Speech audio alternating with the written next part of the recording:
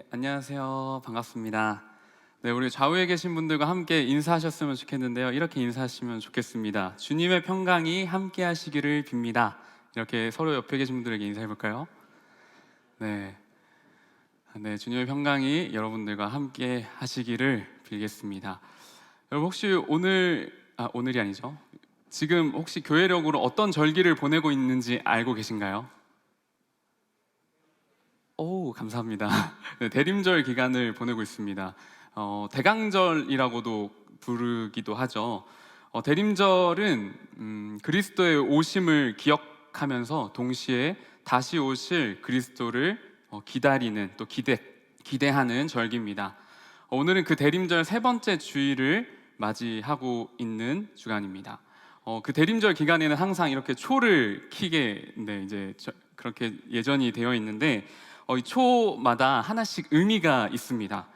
첫 번째 초에는요, 기다림과 소망이라는 의미가 있어요. 네, 그리스도가 오심을 다시 오심을 기다리고 또 기대하고 또 어둠을 다시 밝히시려는 그 기다림과 소망이 있는 것이죠.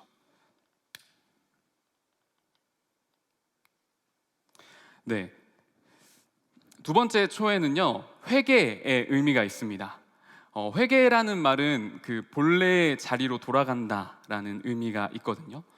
제 자리를 잃어버린 사람들을 그리스도께서 선하게 인도하시리라는 어떠한 그런 기대와 믿음이 이 안에 담겨 있는 것 같습니다.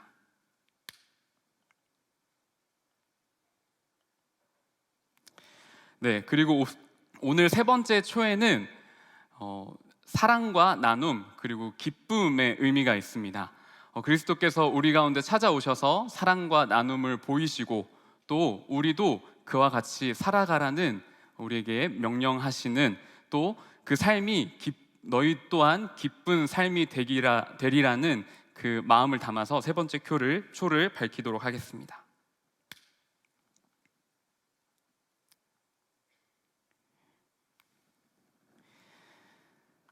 네, 네 번째 초는 아마 다음 주에 목사님께서 하시겠죠? 네. 그때 네 번째 의미를 들어보시면 좋을 것 같아요. 네, 이렇게 대림절에는 매 주마다 각자의 어떤 다양한 의미들이 있습니다. 여러분들께서 그 의미를 좀 잘 새기시면서 마음 깊은 곳에 잘 두셨으면 좋겠습니다. 이제 본격적으로 말씀을 전하려고 하는데요. 전하기 전에 여러분들께 한 가지 질문을 좀 드려볼까 합니다. 여러분 혹시 성경을 자주 읽으시나요? 네, 네, 감사합니다. 마음이 느껴졌습니다. 네. 평소 혹시 그러면 자주 읽지 않더라도라고 해야 되나? 읽으실 때 성경을 읽으실 때 좀 재미있게 읽히시나요? 네, 네가 좀 계신 것 같네요.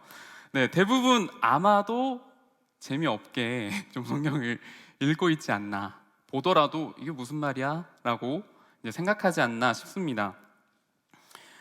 저에게도 이렇게 질문하면 이제 저는 박정호 목사님과 좀 달라서 아니요라고 대답할 것 같습니다. 성경 읽는 게 그렇게 쉽지 않습니다. 또 막 엄청 재미있다라고 보기에도 조금 어렵지 않나 싶습니다.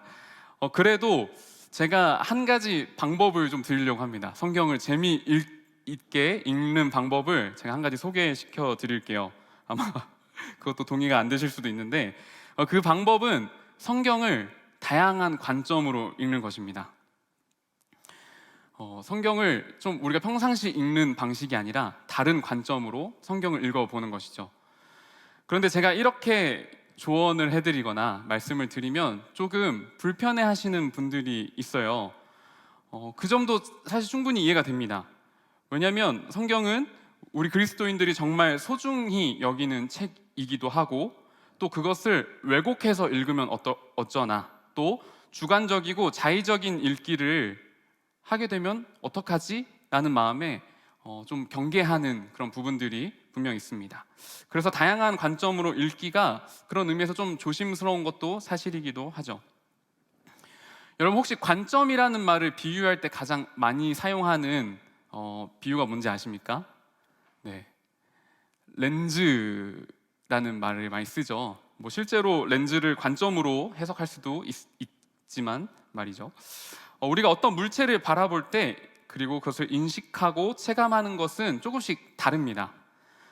누구는 시력이 좋아서 저 멀리 있는 물체도 자세히 들여다볼 수 있지만 다른 누구는 시력이 그렇게 좋지 않아서 가까이 있는 형체도 구별하기 어려워하는 경우들이 있죠. 오늘 여기 계신 분들 중에서도 안경이나 또 렌즈를 착용하고 계신 분들이 많이 계실 것 같은데요. 따라서 물체를 명확하게 볼 때에는 자신의 상황에 맞게 그 렌즈를 조절하고 또 착용하는 것이 필요합니다. 근데 여러분, 성경을 읽을 때도 저는 마찬가지라고 좀 조언을 드리고 싶습니다. 성경은 우리와 저 멀리 떨어져 있는 텍스트입니다. 그러니까 성경을 이렇게 본다는 게 아니라요. 그 성경의 시대와 상황과 우리는 굉장히 멀리 떨어져 있습니다. 즉, 우리가 아무 렌즈 없이 성경을 읽게 된다면 가장 먼저 나는 나 자신이라는 눈을 가지고 성경을 읽게 되는 것입니다. 저는 여기에 분명한 한계가 있다라는 사실을 우리 모두가 아셨으면 좋겠습니다. 마치 우리가 저 멀리 떨어져 있는 물체를 볼 때 사물의 형태나 모습을 대략적으로 짐작해서 볼 수는 있죠. 하지만 그 사물이 정확히 구체적으로 어떤 모습인지 그리고 그 사물을 제대로 알고 있다라고 이야기하기는 좀 어려울 것 같습니다. 따라서 우리는 다양한 렌즈를 착용해 보는 것을 시도해 볼 필요가 있죠. 그래서 교회를 오래 다니신 분들은 몇 가지 공통된 렌즈를 장착하게 됩니다. 성경을 읽는 통상적인 관념이 생기는 거죠. 하지만 여기에도 저는 주의해야 될 점이 있다고 말씀드리고 싶습니다. 바로 모든 렌즈와 모든 관점은 왜곡이 있을 수밖에 없다라는 사실입니다. 좀 슬프지만 다시 말하면 모든 관점에는 어느 정도 왜곡을 가지고 있고 우리는 평생 왜곡된 상태로 성서를 읽을 수밖에 없다라는 한계를 받아들여야 합니다. 따라서 우리는 하나의 렌즈를 평생 고집해서는 안 됩니다. 렌즈는 계속해서 조정되어야 하고요. 상황에 따라 교체가 필요합니다. 그렇게 점차 성경과 나 사이의 왜곡을 줄여가는 것이죠. 우리는 다양한 관점으로, 다양한 렌즈로 성서를 이해하려는 노력이 필요합니다. 제가 왜 이런 얘기를 할까요? 제가 평소와는 다른 관점으로 성서를 읽는 다른 관점을 하나 소개해드릴까 싶어서 그렇습니다. 오늘 제가 소개해드리고 싶은 관점은 신학자 체드 마이어스가 제시하는 정치사회적 관점입니다. 들어보신 분 계신가요? 네, 감사합니다. 이 관점을 간단히 소개하면요, 복음서는 정치적, 사회적 목적과 의도를 가지고 서술되었기에 그러한 점을 고려해서 성서를 읽어야 한다라고 쉽게 제가 풀어서 말씀드릴 수 있을 것 같습니다. 예를 들면 이러한 용례인데요. 저희가 자주 듣는 이야기들이죠. 복음 모르시는, 처음 듣는 분 계신가요? 교회 와서 복음이 무엇인가요? 없으시죠? 복음이라는 말이 어디서 유래했냐면요, 복음은 흔히 우리가 좋은 소식이라고 이야기를 하잖아요. 이 복음이라는 용어는 황제의 즉위 소식, 그리고 개선과 순회의 퍼레이드가 있을 때 그 황제의 이동을 이야기하는 그 소식을 우리는 유앙겔리온, 이것을 복음이라고 읽습니다. 그리고 두 번째로 재림, 그리스도께서 다시 오신다라는 그 이야기는 저희가 잘 모르실 수도 있지만 파루시아라고 이야기를 합니다. 이 파루시아는요, 황제의 도착이나 방문, 그리고 황제가 어디를 순례하고서 돌아오는 그 길을 당시에 이제 파루시아라고 이야기를 했죠. 또 우리가 제일 많이 사용하는 용어죠. 주님이라는 말, 퀴리오스는 황제를 지칭하는 용어였습니다. 이 사실만 보더라도 복음서에서 등장하는 이 용어들이 굉장히 황제 신학 그리고 당시의 어떤 정치적 상황을 고려했다라고 우리는 볼 수 있습니다. 그렇기에 이것을 예수님께 그대로 사용했던 복음서의 저자들은 분명한 정치적 의도와 사회적인 의도를 어느 정도 가지고 있다라고 보셔도 저는 무방하다고 생각을 합니다. 따라서 우리는 그 관점을, 정치, 사회적 관점을 배제해서 읽는다는 것은 조금 무리가 있어 보입니다. 그렇다면 오늘 성경의 본문인 바디메오와는 어떤 연관이 있을까요? 우리 차근차근 함께 살펴보도록 하겠습니다. 먼저 혹시 여러분 이 찬양 아시나요? 예수님이 말씀하시니 바디메오가 눈을 떴다네. 네. 네, 이 분위기 예상하긴 했지만 막상 겪으니까 그렇네요. 저는 어릴 적에 이 찬양을 굉장히 많이 부르고 좋아했습니다. 맨 처음 1절이 아마 물이 변하여 포도주 됐네 였던 것 같고, 뭐 바디메오가 눈을 떴고 죽은 나사로가 살아났다네 뭐 이러면서 되게 흥겹고 정겨운 멜로디여서 어렸을 때 자주 부르곤 했습니다. 그래서 저는 이 바디메오의 이야기를 굉장히 친숙하게 알고 있었습니다. 이 줄거리는 굉장히 간단하죠.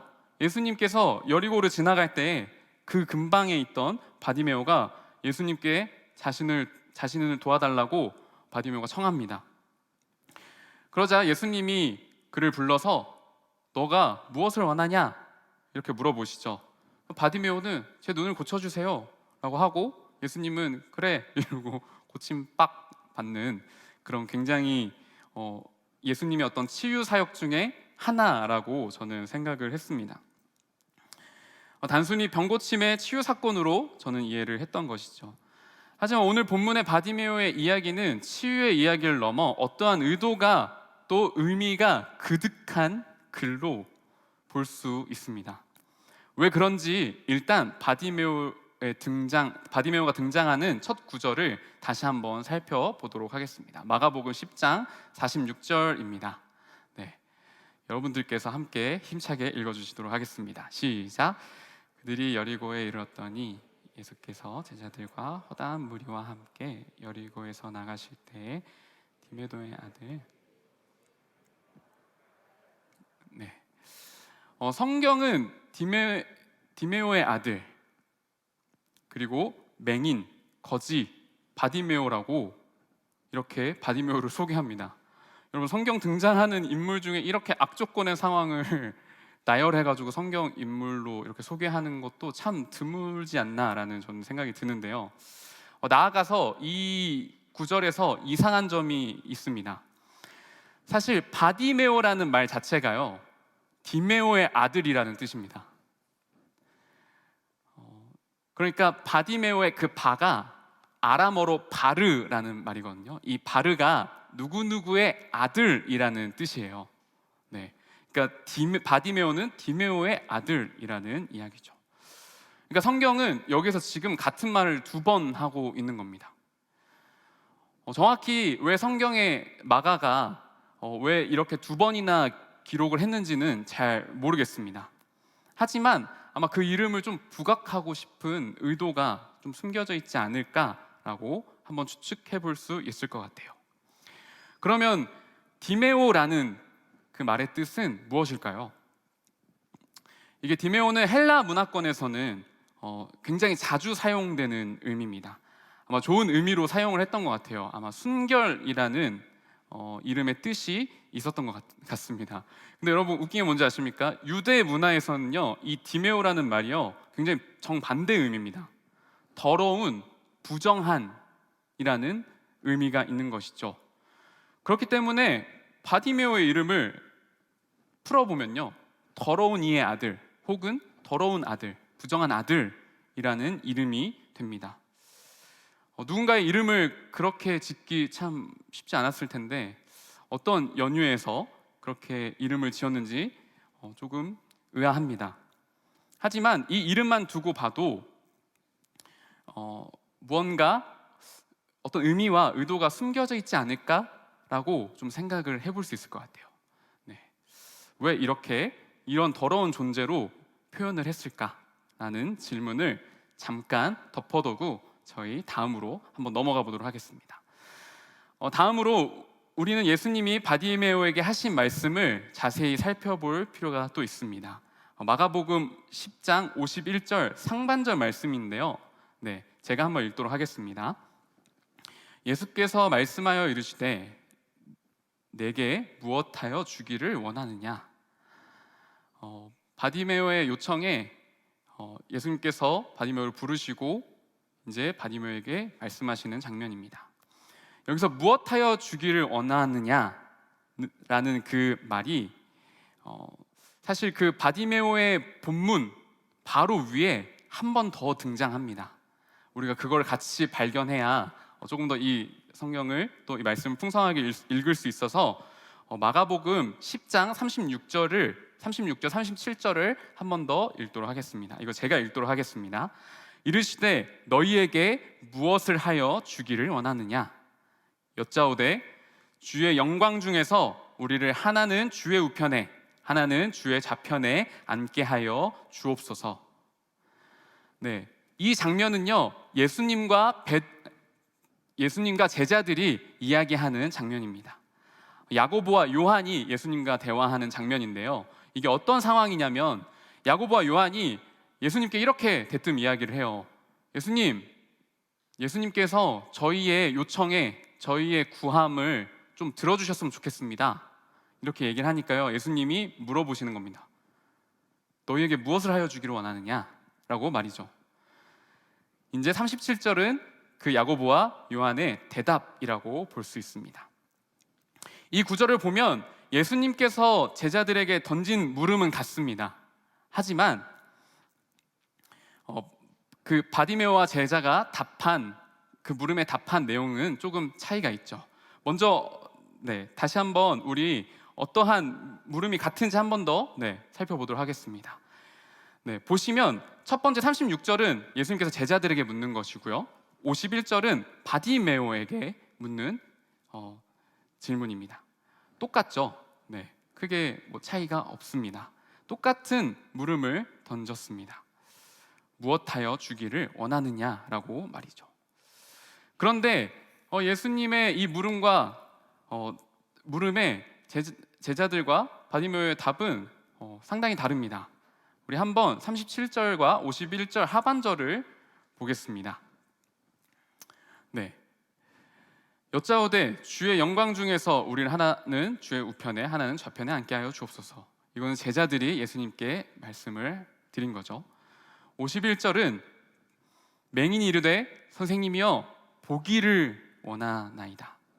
이것은 바디메오가 예수님께 한 이야기입니다.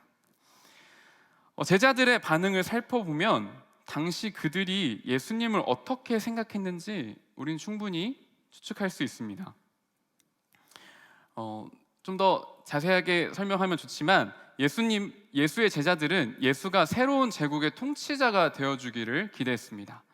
새로운 왕이 되어주기를 바란 것이죠.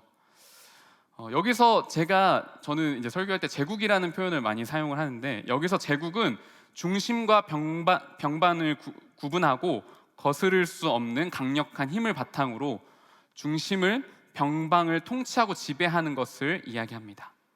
다시 말해 제자들은 예수에게 독보적인 권력을 가지고 나라를 통치하는 가장 강력한 힘의 이미지를 투영시킨 것입니다. 예수님에게요. 지금 같은 세상에서 예수님이 새로운 권력 체제의 우두머리가 분명 될 것이라는 제자들은 기대가 있었습니다.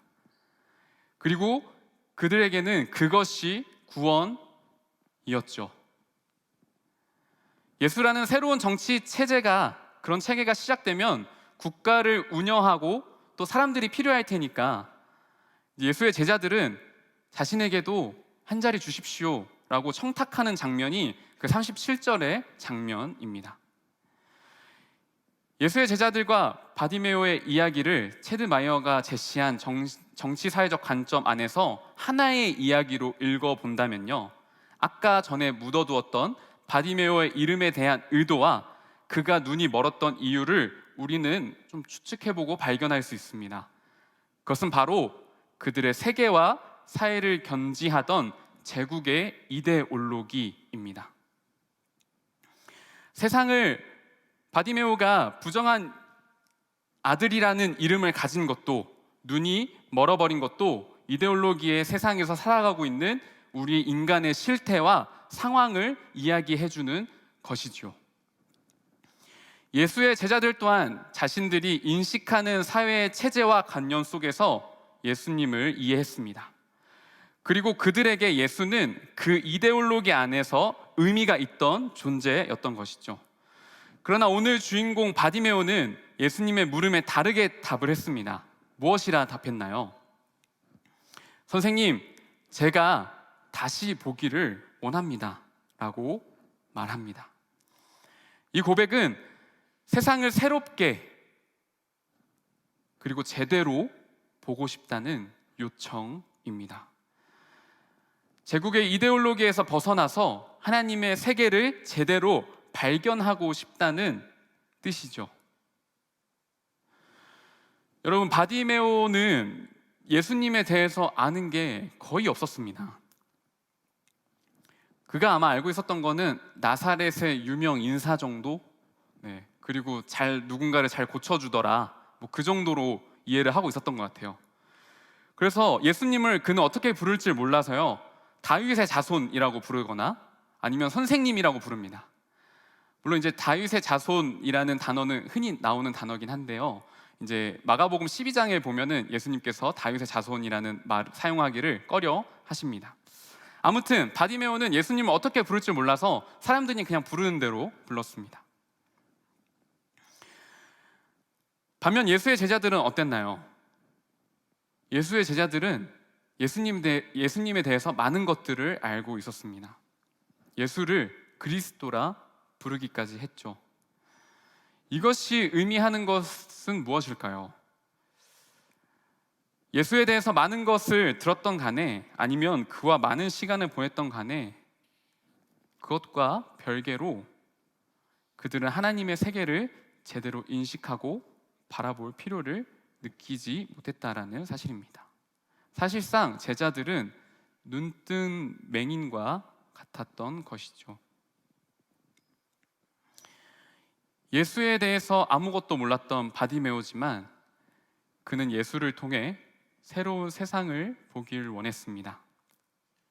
이것은 제자들과 근본적으로 다른 요청이었죠. 예수님은 그러한 바디메오 요청에 이렇게 말씀하셨습니다. 가거라, 내 믿음이 너를 구원하였다. 바디메오는 예수님을 그때조차도 주님이라 부르지 않았습니다. 왕이라고 부르지도 않았죠. 당신을 제가 믿습니다 라고 이야기하지도 않았습니다. 바디메오가 한 것은요, 예수님께 도움을 요청했고, 예수가 부를 때 겉옷을 내버려 두고 달려갔습니다. 그리고 내가 다시 보고 싶습니다 라고 요청했지요. 그리고 결국 새로운 세상을 바디메오는 보게 된 것입니다. 예수님을 통해서 말입니다. 그렇게 눈을 뜬 바디메오는 예수를 길에서 따라 나섰다고 성서는 마지막으로 증언합니다. 우리 52절 말씀을 함께 보도록 할 텐데요, 우리 함께 읽어보도록 하겠습니다. 시작. 예수께서 이르시되 가라, 내 믿음이 너를 구원하였으니 하신. 그가 곧 보게 되어 예수를 길에서 따르니라. 아멘. 우리가 잘 알고 있는 경제학자이자 도덕 철학자이죠, 애덤 스미스는 제국주의의 본질을 대도시가 경제적 이득을 목적으로 변방의 약한 경제 및 정치, 사회 상부층을 장악하는 것이라고 보았습니다. 즉, 제국의 이데올로기의 세상은 강자와 약자가 도드라지게 나타나는 세계인 것입니다.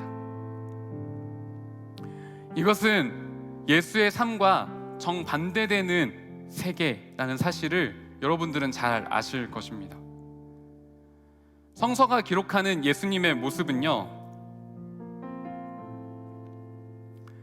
예수님은 도심의 중심부에서 활동하지 않으셨습니다. 그가 갔던 곳은 항상 변방이었고 소외된 이들의 삶을 찾아갔고 제자리를 상실해버린 사람들과 함께 어울렸습니다. 그런데 여전히 많은 그리스도인들은 제국의 중심 속에서 예수를 따르겠다라고 말합니다. 그리고 그것이 그리스도를 믿는 것과 동시에 가능하다라고 생각을 합니다. 사람들은 예수에 대해서 많은 것을 알고 있습니다. 여러분들도 많은 것들을 들었죠. 그리고 예수님을 주님이라 고백하고요, 또 선언합니다. 또 성경을 자주 읽고 틈틈이 읽고 교회에서도 열심히 봉사합니다. 하지만 동시에 이 제국의 이데올로기를 여전히 순응하며 살아가고 있는 것이 어떻게 보면 저와 여러분들의 현실이지 않나라는 생각도 듭니다. 권력 앞에서 돈과 재력이 없는 자신의 모습을 부끄러워합니다. 타인의 손해에는 무감각하지만 자신이 입은 손해는 어떻게든 메꿔내기 위해서 노력합니다. 세상에 여러 가지 문제가 있어도 자신에게 피해가 오지 않는다면 눈길조차 주지 않습니다. 예수님을 주님이라고 고백하지만 정작 예수님께서 관심 갖고 계신 것, 그리고 예수님께서 시선을 두고 있는 것에는 무관심합니다. 나아가 그리스도교 신앙을 가지고 있음에도 이러한 것이 왜 문제인지, 무엇이 문제인지 전혀 인식하지 못합니다. 마치 예수의 제자들이 그러했던 것처럼 말이죠. 우리는 예수님의 길을 제자보다 먼저 따르는 사람이 바디메오라는 것을 알아야 합니다. 바디메오는 자신을 가리고 있던 이데올로기를 벗어버리고 그리스도를 따른 것이죠. 여러분, 그리스도인들은 세상을 다르게 바라볼 수 있는 믿음이 필요합니다. 우리는 그리스도를 통해서 세상을 새롭게 인식해야 하고 또 세상의 부조리함과 사회의 악에 대해서 반기를 들어야 하는 사람들입니다. 차별과 혐오가 난무하는 세상에서 사랑을 계속해서 이야기하고요, 또 전쟁과 폭력의 자리에서 평화를 말해야 하는 사람들로 주님께서 부르셨습니다. 그런데 이러한 것은요, 우리가 가지고 있는, 또 우리가 느끼고 있는 그 제국의 이데올로기를 가지고서는 할 수 없는 일인 것 같습니다. 물론 우리는 이 이데올로기라는 게 얼마나 버리기 힘들고 포기하기 힘든 것인지 잘 알고 있습니다. 왜냐하면 그것에 순응하지 않고 살 때는요, 우리는 너무 불안하고 초조하기 때문이죠. 그리고 남들보다 내 삶이 조금 뒤처져 보이고 남들과 같이 살지 못하는 것에 어려움을 느낍니다. 따라서 여러분, 바디메오와 같이 예수님께 요청하시면 좋겠습니다. 주님, 그럼에도 저는 세상을 새롭게 인식하고 세상을 새롭게 바라보기를 원합니다. 주님, 우리가 정말 그리스도를 따라 살아갈 수 있는 그 눈과 힘이 필요합니다 라고 계속해서 주님께 요청하셔야 합니다.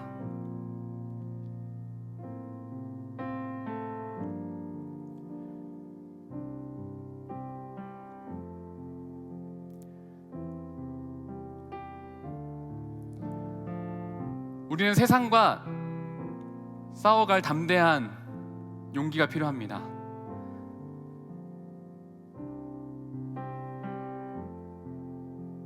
여러분, 예수님께서 바라보셨던 세상이 궁금하지 않으신가요? 저는 너무 궁금합니다. 그리스도께서 보셨던, 그리고 그리스도께서 담아내셨던 세상은 어떤 세상일까? 어떠한 삶이었을까? 저는 평화와 사랑과 정의가 굽이치는 세상이 그리스도를 통해서 반드시 이루어질 거라고 믿습니다. 따라서 여러분들도 그리스도의 시선을 함께 품으셨으면 좋겠습니다. 그리스도가 바라보고 있는 것을 함께 바라보셨으면 좋겠습니다. 그리스도가 기대하셨던 것을, 예수님께서 소망하셨던 것을 함께 소망하시면 좋겠습니다. 그렇게 나의 눈에도, 나의 시선에도 그리스도의 마음을 담아내시는 여러분들이 되시기를 진심으로 소망하고 기대합니다. 우리 시간 그러한 마음 담아서 함께 찬양하시면 좋겠는데요. 우리의 기도라는 찬양입니다. 우리의 가사를 잘 생각하시면서 우리 함께 찬양하도록 하겠습니다.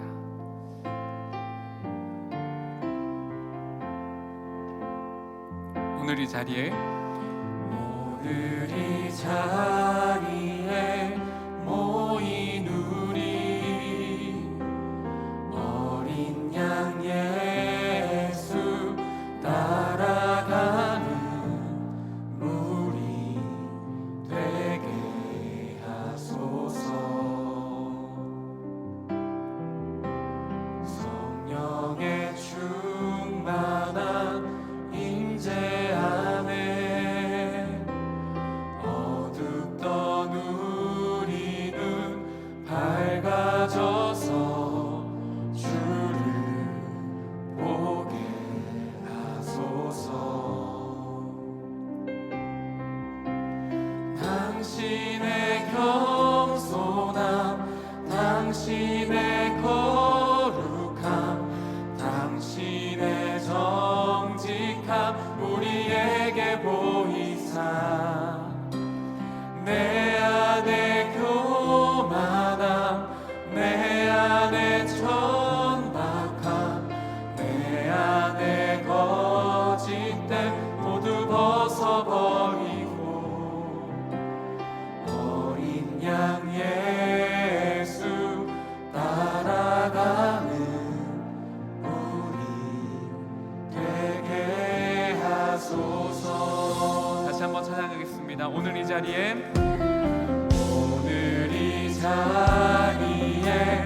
모인 우리 어린 양 예수 따라가는 어린 양 예수 따라가는 우리 되게 하소서.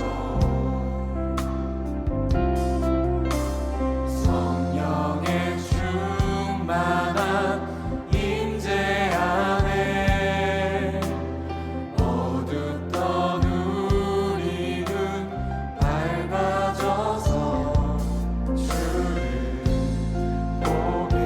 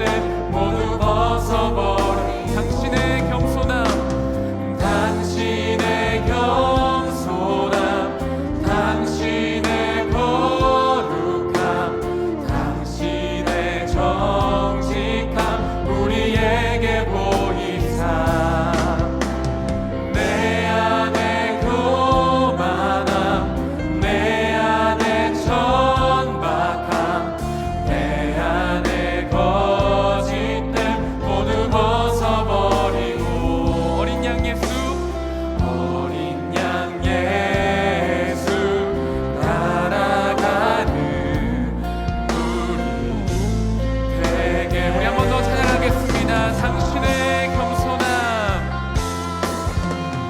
당신의 겸손함, 당신의 거룩함, 당신의 정직함 우리에게 보이사 내 안에 교만함, 내 안에 천박함, 내 안에 거짓됨 모두 벗어버린 당신의 겸손함, 당신의 거룩함, 당신의 정직함 우리에게 보이사 내 안에 교만함, 내 안에 교만함, 내 안에 천박함, 내 안에 거짓됨 모두 벗어버린 어린 양 예수 따라가는 어린 양 예수 따라가는 우리 되게 하소서.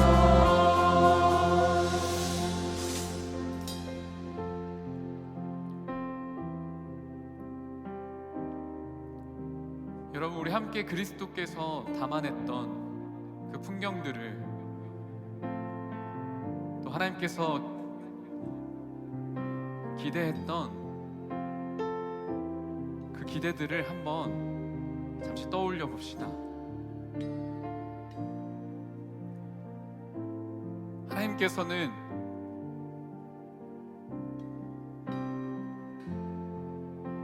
사자와 어린 양이 뛰어노는, 또 어린이가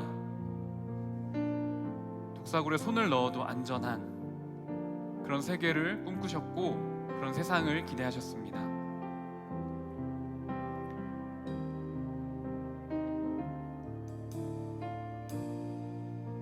여러분들도 여러분들의 눈 안에 그러한 것들을 계속해서 담아내시기를 요청드립니다. 예수께서 기대하시고 소망하셨던 것을 계속해서 눈 안에 담아내시기를 바랍니다. 제국의 이데올로기가 아니라 세상의 권력과 돈과 그 재력 앞에 물기력해 있는 우리의 모습이 아니라요, 이 땅에 참된 평화와 사랑을 계속해서 환기하고 그것을 기대하며 살아가시는 여러분들이 되기를 진정으로 소망합니다. 해서 우리 이렇게 기도합시다. 주님, 우리는 당신과 같은 시선을 가지기를 원합니다. 우리의 눈을 가리었던 모든 이데올로기를 벗어버리고 예수님을 통해 새로운 세상을 발견하게 하여 주십시오라고 이 시간 함께 기도하도록 하겠습니다. 기도합시다. 주님, 우리 가운데 함께 하시는 주님을 기대합니다. 주님께서 우리의 삶 가운데 보이실 하나님의 나라를 우리 가운데도, 주님, 우리의 시선에도 담아내기를 원하오니 하나님, 우리 가운데 하나님의 통치하심을 발견하게 하여 주십시오. 하나님께서 보이셨던 그리스도께서 삶으로 직접 표현하셨던 그 삶의 많은 영역들을 우리가 눈 안에 담아내고, 또한 우리가 그것들을 계속해서 바라보며 살아가길 원하오니 주님, 우리 가운데 하나님의 뜻대로 살아갈 수 있는 용기와 힘을 주님 더하여 주십시오. 주님, 그리스도와 같이 우리도 우리의 삶을 그와 같이 살아내기를 원하오니 하나님, 우리 가운데 성령 하나님께서 가정하여 주셔서 우리의 삶과 우리의 마음과 우리의 모든 길을 주님께서 주장하여 주십시오. 하나님, 우리는 그리스도를 따르기를 원합니다. 우리는 말로만 그리스도를 따르는 것이 아니라 하나님, 우리가 할 것 다 하면서, 우리가 누릴 것 다 누리면서 그리스도를 따라가는 것이 아니라 하나님, 우리가 누구보다도 그리스도가 하셨던 것처럼 신치적으로 우리가 그리스도의 삶을 살아내기를 원하오니 하나님, 우리 가운데 자정하시고 주님, 우리 가운데 힘과 용기를 주님 더하여 주십시오. 주님, 우리가 계속해서 우리를 옥죄고 우리 가운데 구속하고 있는 사회에 많은 것들이 있습니다. 하나님, 우리를 계속해서 통치하려고 들고 하나님, 우리를 계속해서 방해하는 그런 족쇄들이 우리 가운데 존재합니다. 하나님, 그것들을 끌어낼 수 있도록 주님 도와주십시오. 하나님, 우리가 그것 가운데서 온전히 자유할 수 없다라는 것 우리 너무나 잘 알지만 하나님, 그럼에도 우리가 하나님의 꿈을 꾸고 하나님의 소망을 계속해서 품고 살아가길 원하오니 하나님, 우리를 그리스도와 같이 주님 빚어가시고 주님 우리를 인도하여 주십시오. 하나님, 우리는 그리스도와 같이 살기를 원합니다. 하나님께서 꿈꾸시던 세상을 우리는 함께 살아내기를 원하옵고 하나님, 여전히 우리는 이 세상에 하나님의 평화와 사랑이 하나님의 통치가 온전히 일어나지는 것이 너무나 필요하고 하나님, 우리는 여전히 그 아픔을 묵인하면서 살아왔던 많은 우리의 삶의 인생들을 여전히 개탄스럽게 여기며 하나님 후회하고 있습니다. 하오니 주님, 우리의 삶을 다시 한번 들어서 하나님 평화의 도구로 사용하여 주십시오. 하나님, 우리의 삶을 하나님께서 보시기에 합당한 자녀의 삶으로 주님 인도하여 주십시오.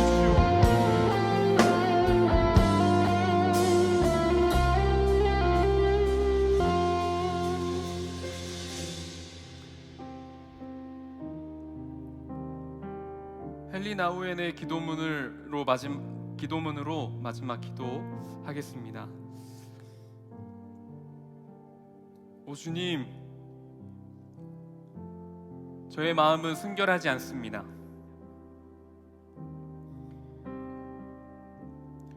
이기적인 욕망과 복잡한 생각과 병적인 자기 반성으로 가득 차 눈 멀고 귀 먹습니다.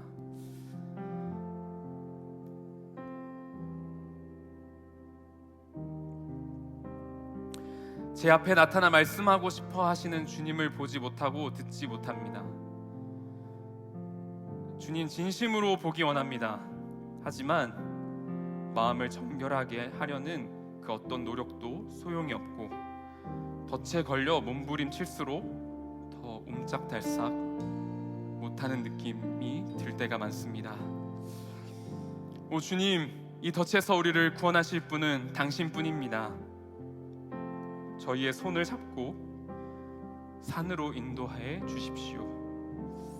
감사드리며 예수님의 이름으로 기도합니다. 아멘.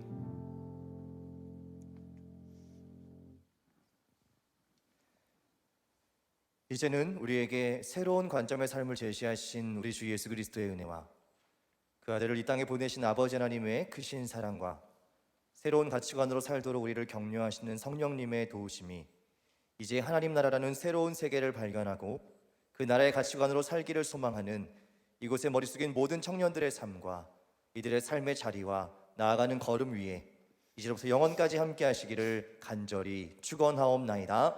아멘.